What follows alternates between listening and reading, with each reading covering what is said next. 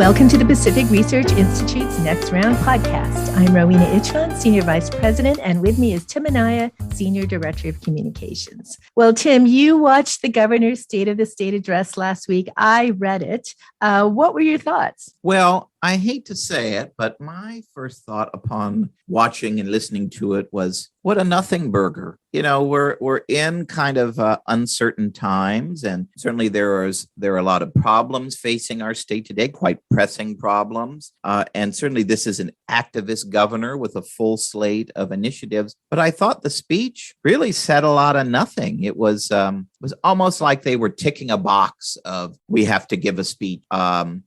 Clearly, like with the president, the State of the State, which traditionally has been in the first week of January, I think they scheduled it in March so they could kind of have their COVID victory lap too. But it really said not much. There was a little bit about their care court plan that they had actually done a press conference on the week before. I guess the news was the gas tax rebate plan. But there's a lot of questions about that plan. How would it work? Do we really need to? It's really giving us some kind of tax rebate the way to go. Couldn't we just cut the gas tax? He scored the points with his liberal base, attacking Texas and Florida. But all in all, I thought it was, it's not a speech we're going to remember years from now. What did you think with your read of it? Well, I have a slightly different take in that I thought it started off well, or the speech had a certain kind of grace and humility when he said that because of the war in Ukraine, no one's going to be hanging on every word of his speech. I like that he made a reference to the freedoms that we enjoy here in California and contrasting democracy to authoritarian regimes. But after that, it was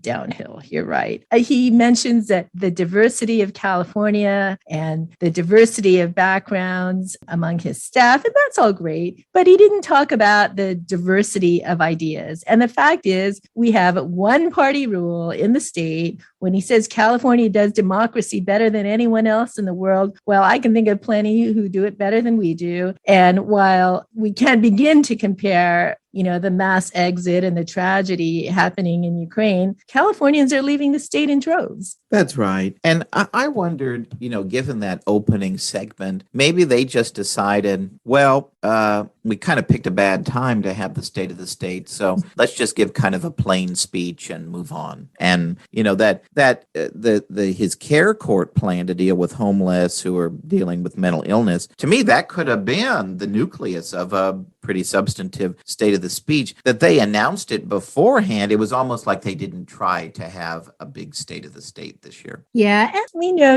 the State of the State is not what it used to be back in our day as gubernatorial speechwriters. It was a big deal. But you said, we've had this conversation in the past, that really it's now the budget and the introduction of the budget that is more important to the media and policymakers, watching what's going to happen, what is the policy agenda for the year. And it's certainly much longer, as his budget press conferences tend to go 2 hours or longer.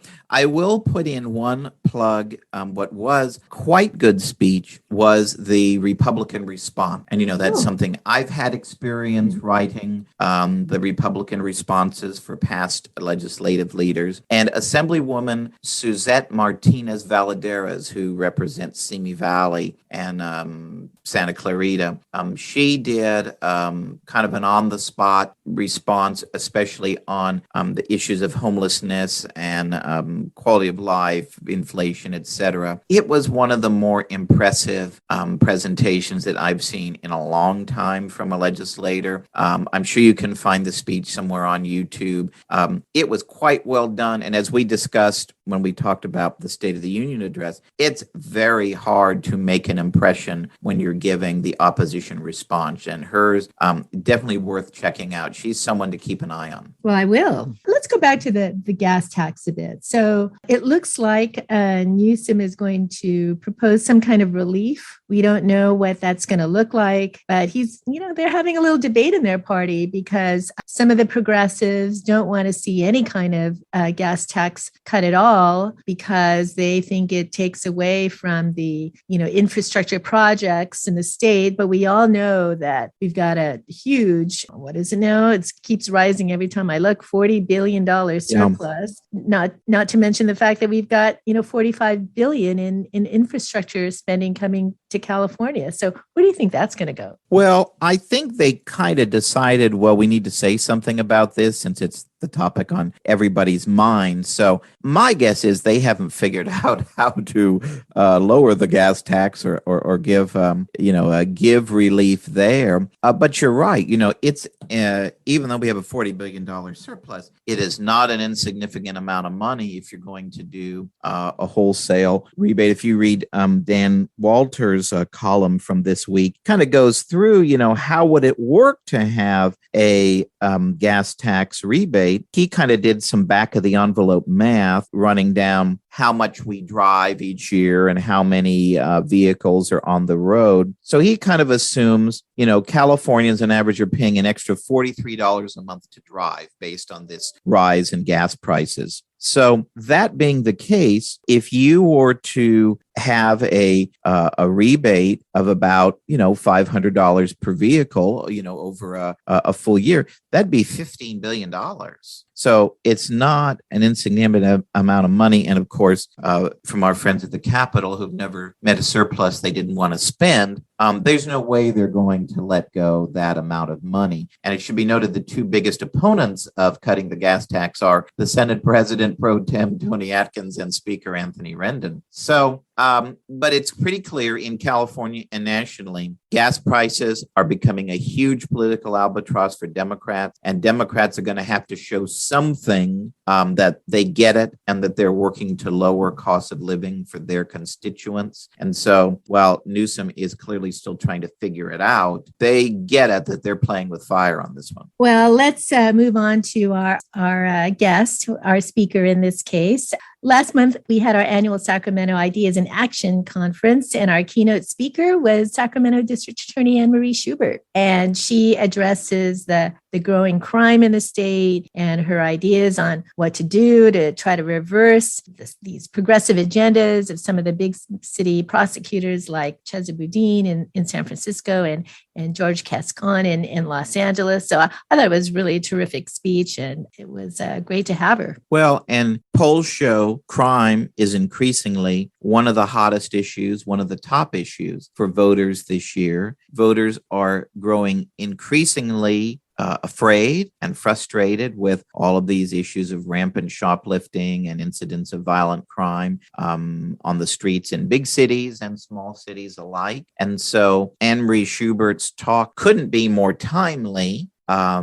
Given what's going on in California today, whether you agree with her or not, she brings out a lot of points in her talk that will make you think. And it's pretty clear that this is not going to be an issue that is solved overnight, that whatever happens in terms of public safety policy, whether the legislature rethinks some things or whether voters take matters into their own hands, this shift that we saw over the last decade in public safety policy weakening a lot of our tough on crime measures, it is having an impact on the safety of our communities. And what lawmakers do will be very interesting to watch here. So I think you all will find Anne-Marie Schubert's talk very interesting. So thanks everyone for listening. And here's Lance Azumi, PRI Senior Director of Education Studies, who will be introducing Anne-Marie Schubert.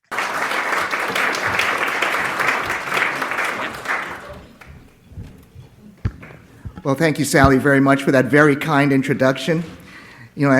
First of all, excellent opening remarks, Sally. I think that was a great way to start off this terrific day that we have in store for everyone. As Sally mentioned, I had the great privilege of working for two incredible and great change makers in public policy, Governor George Duke Majan and U.S. Attorney General Edwin Meese. And, by working for them, I was chief speechwriter for Governor Deukmejian, and I served as speechwriter for U.S. Attorney General Ed Meese.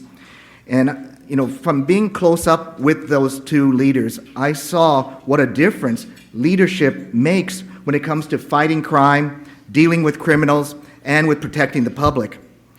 Now, I first met Anne Marie Schubert years ago at an event at which the two of us were speaking. And upon hearing her speak, I was so impressed by her tough, principled stance on a wide variety of criminal justice issues. And, with Anne Marie, the great thing is that it's not just talk. If you look at her record is just a record of accomplishment, and it's just incredibly impressive. As Sally alluded to in her opening remarks, Anne Marie is a career prosecutor with 31 years of law enforcement experience. She spent most of her career prosecuting our area's most notorious and dangerous criminals. And one of her passions is, and this is very interesting because I love watching these types of shows on TV, is that one of her passions is the pursuit of justice through DNA evidence and cold case prosecution. So she formed the Cold Case Prosecution Unit at the DA's office in 2002 and served as its first prosecutor. And she's nationally recognized in her knowledge of forensic DNA.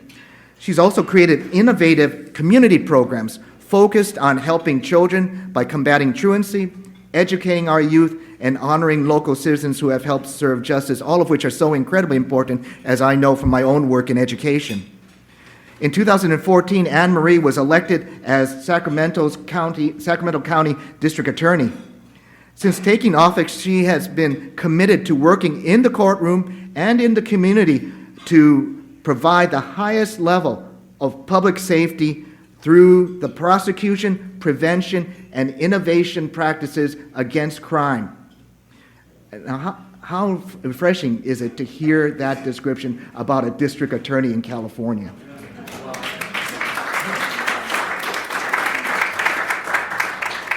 In 2018, she gained national attention, again, as Sally alluded to, for the use of innovative DNA technology to crack the Golden State Killer case. And most recently, she has cracked down on EDD fraud, which has resulted in an estimated $20 billion in fraudulent employment payments being made statewide since the start of the COVID-19 pandemic. We're so pleased to have her as our keynote speaker for this year's California Ideas in Action Conference. So please join me in welcoming the Honorable Anne Marie Schubert.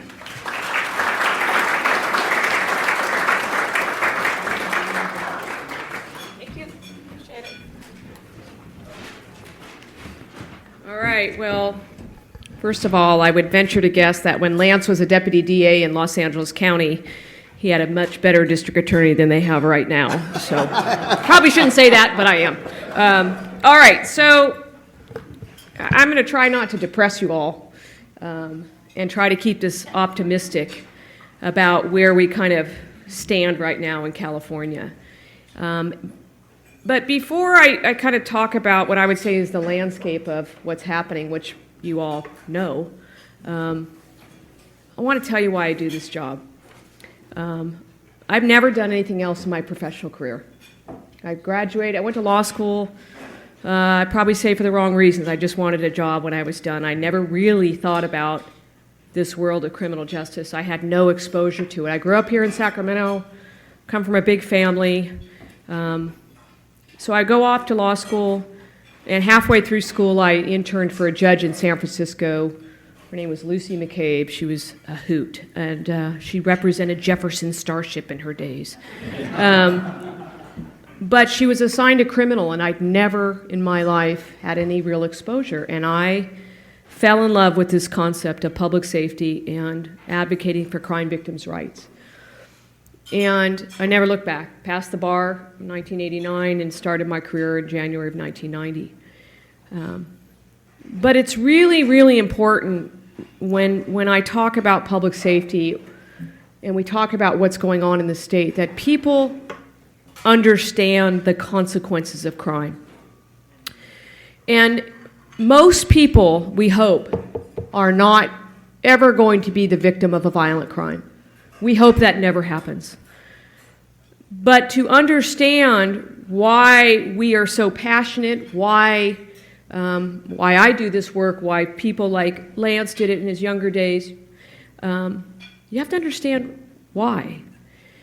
So for me, before I was elected, I spent about 25 years in a courtroom. I loved it. A couple years before the Golden State Killer was arrested, and for those of you from Sacramento, we're just going to call him what he was, East Area rapist. But before he was arrested, before the idea had even come up about how are we going to solve this crime, I met a number of these family members of the murder victims. Remember, he killed 13 people, brutally raped many of them, brutally raped about 50 women in Northern California. And I met about 2 years, 2016, I met a woman named Debbie Domingo. Debbie's mom, Sherry, was one of the people that was murdered in Santa Barbara. She was horribly raped and murdered. I met Debbie, and little did I know that the night that her mom was killed, Debbie was 15 years old, and the last conversation she had with her mom was an argument. And so for her, she lived through that last argument as being her last conversation. And Debbie would tell you to this day that it changed her whole life. She at one point became drug addicted, she became homeless, she lost her relationship with her children, and at one point, as she says, God whispered in her ear, and she changed her life. Fast forward 40 years, the consequences of that crime are very stark to her. When the Golden State Killer was convicted and sentenced, we spent about a week over here, a couple blocks from here in a courtroom, listening to people about what the consequences of the crimes were. And there's things for me I'll never forget. For instance, one of the rape victims told the judge, I became a teacher because at least I wasn't afraid of children. Another woman who was an avid water skier said, I never water skied again because he told me that he had seen me at the lake when I was water skiing. And so for me, and for anybody, whether you talk law enforcement, police officers, prosecutors, everyone will tell you their own stories about the consequences of crime. So I always try to come from that perspective, because if we're going to have big public policy conversations about how we're going to let 76,000 people out of prison early, or how we're going to release 30,000 since COVID started, then we have to always balance that conversation, because it's not balanced right now. We must balance it with the impact of crime on the human beings and the toll that it takes. And so for me, I am so proud of the profession I was lucky enough to find. And with that being said, I will say this, and I don't mean this to sound depressing, but it is true. Pretty much every dinner party, maybe it's just because it's me, every dinner party or cocktail conversation seems to revolve around three things: the increase in violent crime, the rampant homelessness, drug addiction, and mental health problem, and where are you going to move when you leave California? It's true. I mean, it is a true statement. And so the question is how did we get here? Because we are at a tipping point in the state. Some people think we've already gone over the edge. I'd like to believe that we have the greatest state in the country. It is the most beautiful. We are the most compassionate. We have the most knowledge, but we also have some very large problems. I read an article, something to do with homelessness last week, and somebody said we can't use a Band-Aid anymore, we need stitches. In my opinion, we can't use a Band-Aid, we need major surgery. And so the question becomes is how did we get to this place, and how do we recover from it? And so I look at it, I mean, the crime issue, there's a lot of ways. You can look at what's going on in San Francisco and Los Angeles, and we are seeing what's going on there mirrored in the building over here with the legislature and the bills. We are watching the dismantling of the justice system and the abandonment of crime victims' rights. And I could depress you all day about the different kinds of things that are happening. But my point is that we need balance. If we're going to have rampant illegal guns on the streets of our communities across California, we have to hammer people that are felons that are using those guns to harm other people. And right now, that's not what we're doing. We're letting them out of prison, sometimes as little as maybe 25% of their sentence. That's why, as some of you may know, our office and many other DAs across California is suing the Department of Corrections over what we call the regulations, because they are basically rewriting the sentencing laws from an administrative branch or executive branch as opposed to the legislature. So incredibly proud of that. So how do we get a handle on it? We have a good public policy attorney general. That would be a good start.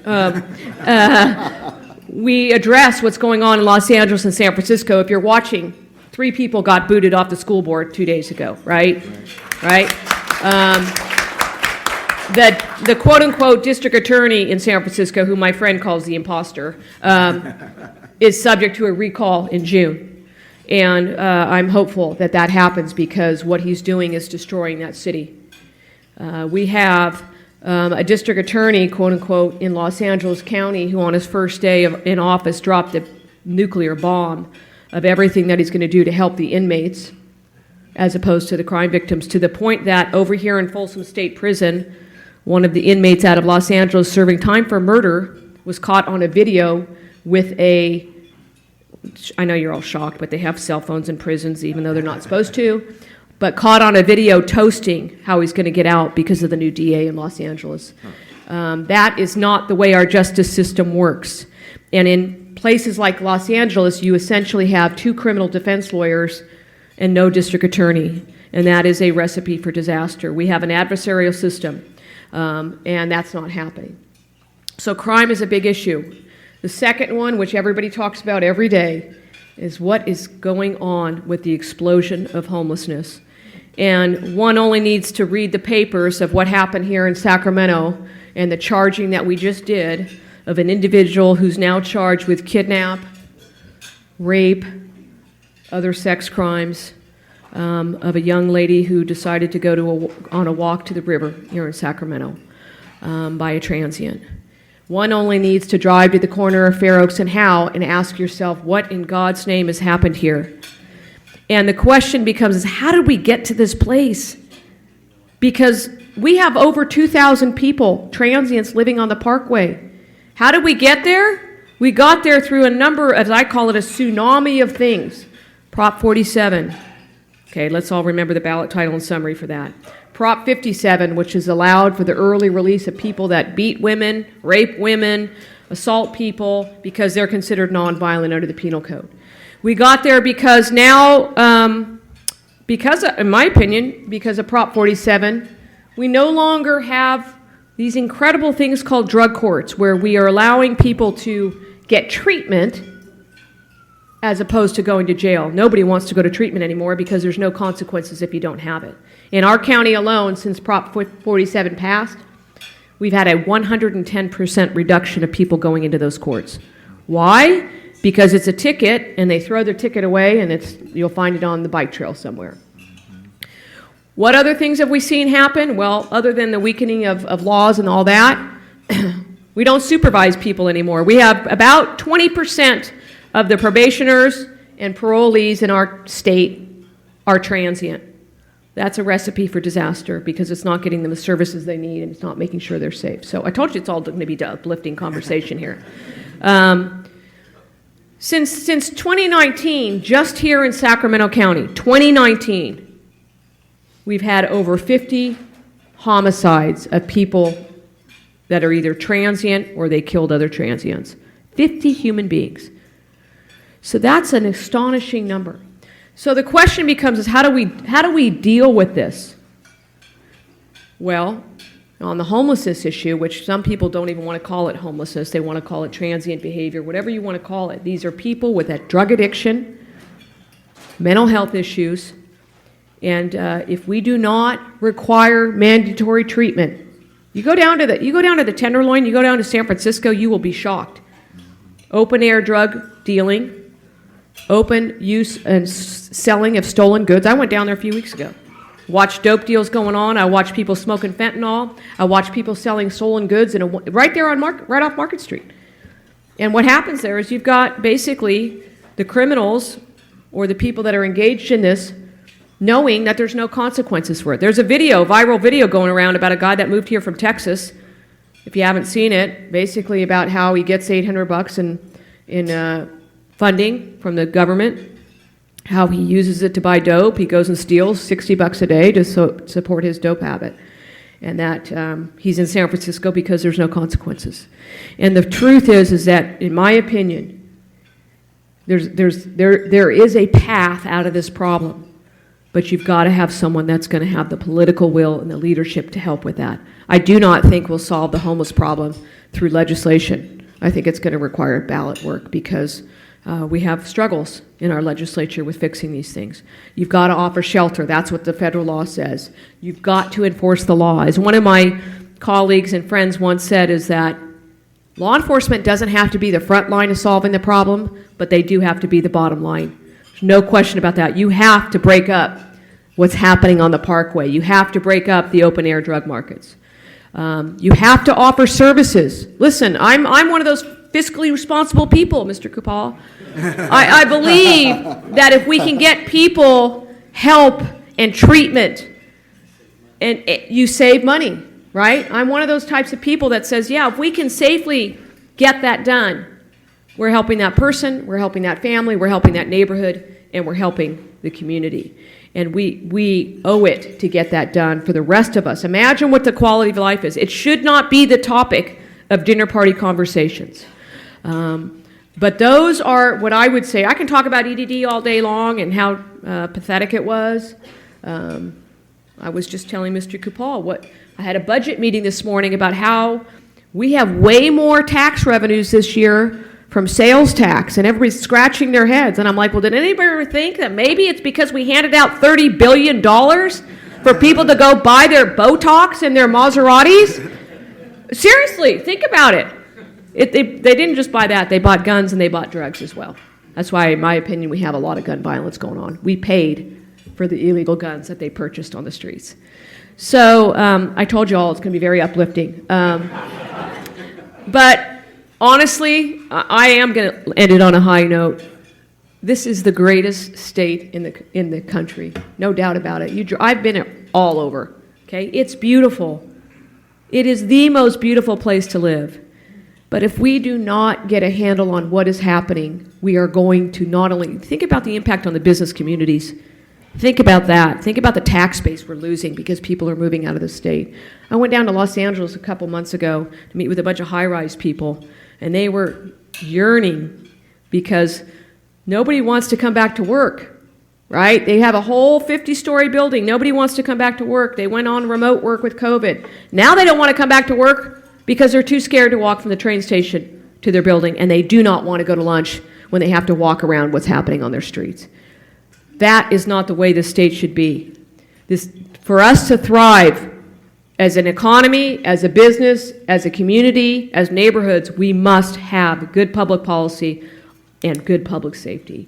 And so that's it. That's why I love this job. We have a lot to fix, but I have no doubt in our mind if we have the right leadership and the right policy, we can get there. So I'd love to answer really easy questions.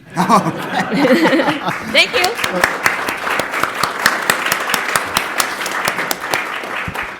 Did I go on too long? No, you were perfect, as usual, District Attorney.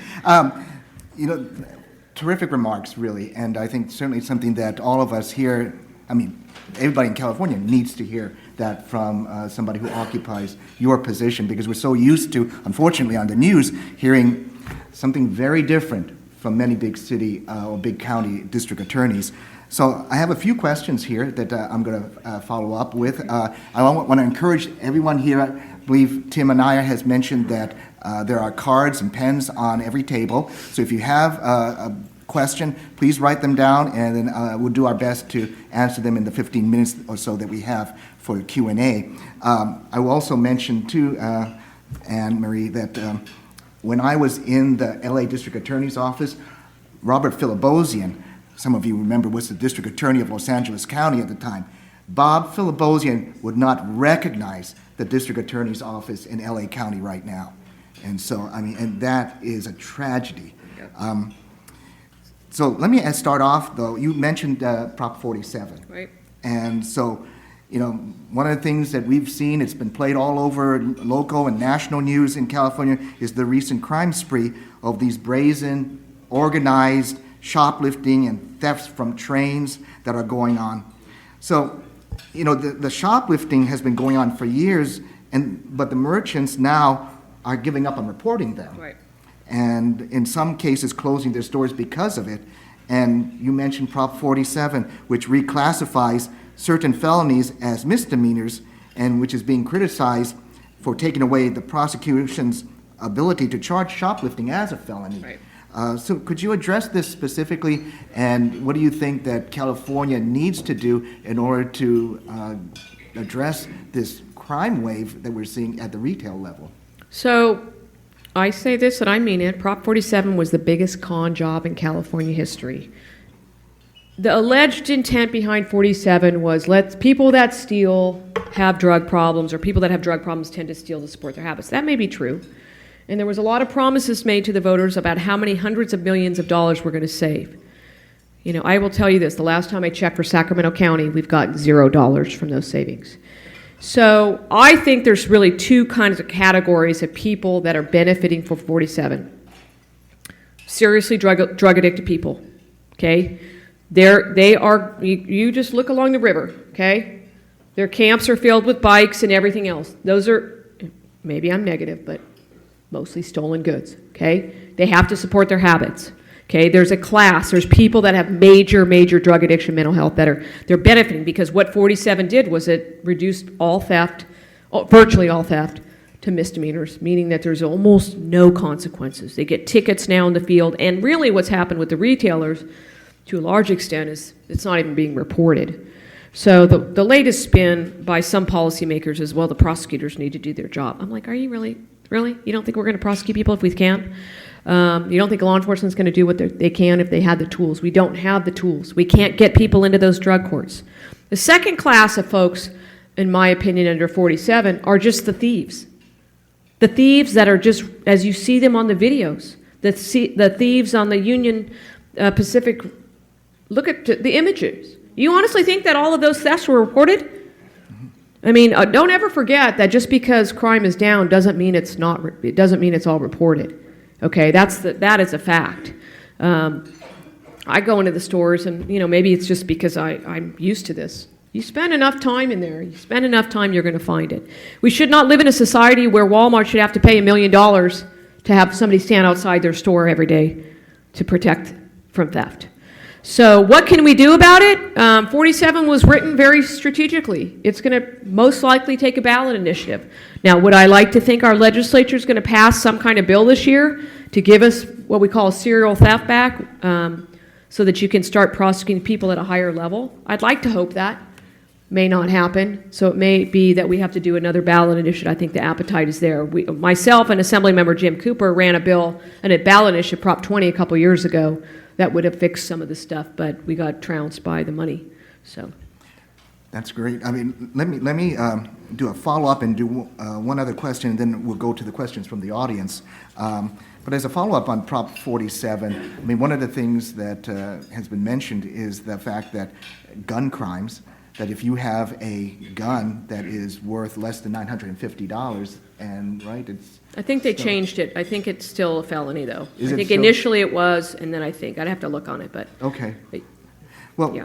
Let me then go on to the an issue that I think a lot of people here in California are very concerned about, is the continuing gang problem that Right. we have. And recent reports from the federal government show that gang violence is again on the rise, and voters, back, passed Proposition 21, Right. Which allowed prosecutors the discretion to charge juveniles as adults in the case of violent crimes. And this was one of the things that helped prevent surges in violent crimes. And so I'm wondering, given the recent case law and some legislation that worked to prevent this, what are your thoughts about how to rein in gang violence and the growth of gangs here in California? Well, there's two parts to it. There's prosecution and there's prevention. And, why do people end up in gangs? Probably because their family life is not so great. And so we have to do better. People, listen, 85% of our prison population is comprised of people that dropped out of school. That's what it is. And we have to do more. The way to get out of that, to get out of the gang life, is mentorship and all that. That's the prevention side. But on the prosecution side, we have seen really the gutting of our tools on accountability. I mean, in Los Angeles County, this is why some of these races that are happening, whether it's the AG, whether it's recalls, are so critical, because in Los Angeles County, the DA down there has decided to be the legislature in addition to being the district attorney. So he has basically said, I will never. So let's say a guy goes out, he's a part of a hardcore gang, and he mows down a family, and he kills an innocent 12-year-old, and it's a gang crime. He will never file a special circumstance, which is the law says, okay? He will never file the gang enhancement, which is what that tool came from, the Prop 21. He will never, up until like 2 days ago, said he would never try a juvenile in adult court. So you could have a 17-year-old person that's a horrible child molester or horrible gang member who kills a bunch of people that's going to get out at 25. So we have to have two sides. I'm one of those people that believes 100% we're safer as a community if we get in and prevent crime on the front end. I'm also one of those people that says that if you commit violent crime, you're going to prison. That's just the way life is. So, sorry. No, that's. I think that most people believe that. So, in terms of the Attorney General, and I'm not going to go to some of the questions from our audience. So, in terms of the Attorney General, well, how can the state Attorney General affect local elected DAs and their policies and their go-slow enforcement of some laws that are on the books? So the Attorney General basically has the constitutional authority to step into any DA's office. So I'm not like a control freak here, but if the DA is not doing their job, and I am lucky enough to get the job as the AG, you can rest assured, and he's still the DA, that I'm going to go in and make sure he does it for him. So, for instance, when Gascon came into office, he dropped a bomb and said, I'm never sending a prosecutor to a parole hearing, ever. The only thing I will ever do is agree to let him out. I'm like, dude, you're on the wrong side of the aisle here. But from a practical point of view, what that means is that mothers, fathers, brothers, sisters that want someone to speak for them at a parole hearing whose loved one was murdered, they're by themselves. And so I've made it very clear, oh no, if you don't do that, I'm going to go do it for you. In Los Angeles County, it's the biggest DA's office, I think, in the country, 1,000 lawyers. They have a union. Because they have a union, they were able to sue their boss. So that's what's happening, and what's happening in San Francisco is similar, but their lawyers they're at will, so they get fired if they decide to take on their boss. But as the AG, you have the authority and perhaps the duty to step in when they're not doing their job. And that's something that, it's not something you'd ever have to think that you'd have to do. But if we have to do it, we have to do it. We have several questions from audience members who are focusing on the homeless problem and the types of people who are in the homeless population. Yeah. And you mentioned this, so you have part of the folks who are have mental and drug problems, other people who are there for other reasons. But for those, for example, who are suffering mental and drug issues, how do you really get them to receive the services that they really should be receiving in order to address the problems that they have? Well, I think it's important for folks to understand that around 20% of our probation and parole population is transient, okay? Many of the people out there in that population have had issues with criminal, arrests. My own honest opinion is that we will never fix this problem unless we have mandatory treatment. It won't have. We have a lot of different things we could do. It's true. It's true. You're not in your right mind to make a decision.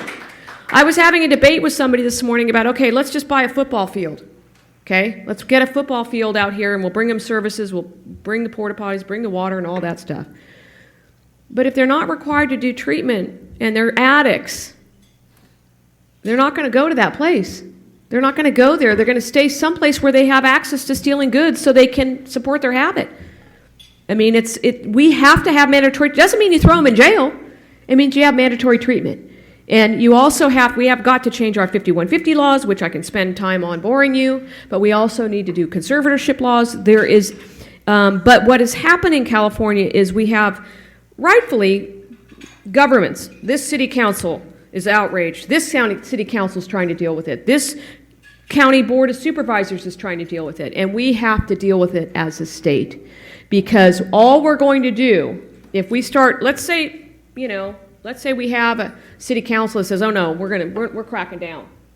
We're going to make sure if you don't follow the rules here, we're going to either throw you in jail or we're going to arrest you, whatever we're going to do. Well, what's going to happen? They're going to move on down the road to the next group. So we're moving the problem is not solving the problem. So we've got to solve the problem. It is, I don't want to say it is the most complex thing. Yes, we've got a lot of things to deal with, but aren't we all sick of it? Yes. On so many levels. Imagine the people that are within the encampments who are being victimized. Imagine what it's like for a woman that's in a camp that may be getting assaulted. So we owe it to everyone to fix this problem. No, I think that's absolutely right. I mean, in our own work on homelessness here at PRI, one of the things that we've focused on is the lack of accountability in so many homeless programs. I mean, for example, the Housing First programs where you get government subsidized housing without any requirement of accountability for sobriety and other requirements like that, and it ends up just incentivizing the bad behavior. If you haven't heard of or thought about reading, there's a book called San Francisco. That is, if it's true, it's a very good book. I know the author. I've gotten to know him well, and many of the folks that are in his book. But he has the credibility to say it, but the progressive policies are failing us. But it's all about shelter first, housing earned. Enforce the law, break it up the drug scenes, make mandatory treatment. And let's not forget, I mean, people are being, one of my colleagues who just retired from our office about 2 years ago, he walks on the bike trail. He walks all the time. Some guy just random came up to him and beat the crap out of him. No reason. And it's like, and look at what happened allegedly. I mean, this is a pending case, but, it was reported in the paper, a woman putting her kids in the car. Right. I mean, is this, somebody asked me the other day, would you go down to the Parkway? I'm like, are you asking me? No, I would not go down to the Parkway. And that's not the way we should have it. 9% of the Parkway was burned last year in a 2-week period of time by fires. So anyway, I know it's really depressing. But. No, that's absolutely right. I mean, I know that in our case, PRI has an office here in Sacramento that's in Midtown here at 21st and K. I live in East Sacramento, and, I would occasionally walk from my house to PRI with about a 45-minute walk, but now I think twice about it. Certainly I wouldn't do it in the evening going back because of the potential for what happened allegedly to that woman. Mm-hmm. So let me ask you a question about prison realignment. In 2011, under AB 109, the state prison populations were reduced dramatically, and a policy known as realignment was implemented that dispersed a lot of felons to county jails. And so progressives have promised that this would ultimately reduce crime rates, yet we're a decade into this, and realignment hasn't lived up to these promises. In fact, as you mentioned in your remarks, we're experiencing a near unprecedented spike in homicides and gun crimes. So what is your view on realignment and the future for that policy?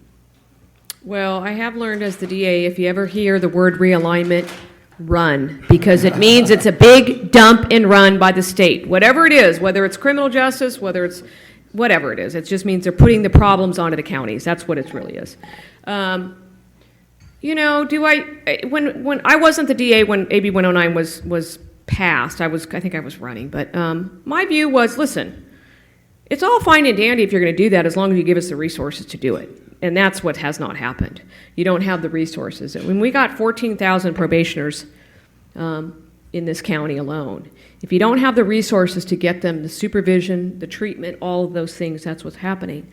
But AB 109, I would say, was the beginning of the downhill slide, and I honestly think 57 is one of the most dangerous initiatives that's ever been passed, because the voters didn't understand it. Listen, the way it was written was, the ballot title and summary was, denies early release for nonviolent, or allows early release for nonviolent offenders. I'm like, okay, why don't you tell the public that domestic violence is not a violent crime? That's what they don't, that's why it was written. But the little piece inside of 57 that nobody really got, even prosecutors, was it transferred all the power on sentencing to the Department of Corrections to increase credits. So now you can get 66% credits for a violent crime. 66%. Think about that. So you only serve 1/3. So we're putting these people through this to go to court and testify, and the judge makes a promise, and all of a sudden they're like, what do you mean they're getting out? They've only done like 4 years out of a 12-year sentence. So AB 109 was part of it, but I think it's a whole combination of 47, 57, and all the bills that have been coming since then. So she's going to tell us to stop talking, that. and I listen to Sally. So, but there are, despite the challenges of living here in Sacramento, there are also many blessings. And I, having lived here now for 30 plus years in Sacramento County, I can say that currently one of the great blessings is we have a great district attorney in the Honorable Anne Schubert. Not a bad way to end. So thank you guys very much. Appreciate it.